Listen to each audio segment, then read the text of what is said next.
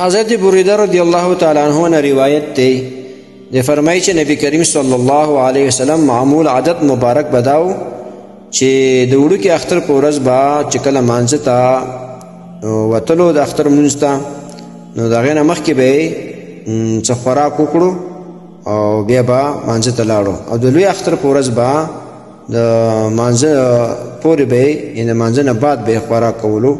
دې حدیث روایت ترمذي شریف کړی. محترم مسلمانانو ورونو، دې حدیث دا خبره معلومه شوه چې د وړوکي اختر کې سړی اختر مانځه ځي نو هغې نه مخکې چې سهار راپاسي یعنې لمونځ وکړي نو هغې نه بعد څه خوراک مراک پکار دی.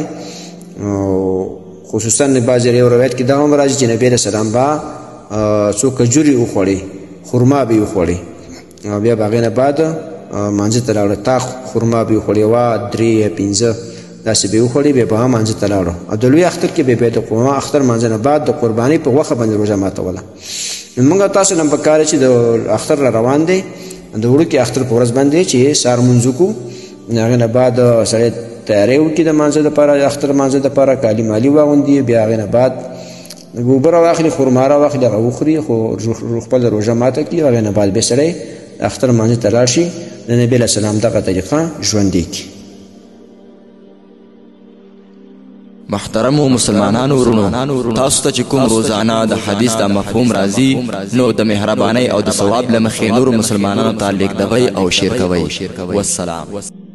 د دیوبندي مسلک حنفي کاروان سټوډیو لخوا وړاندې کیږي.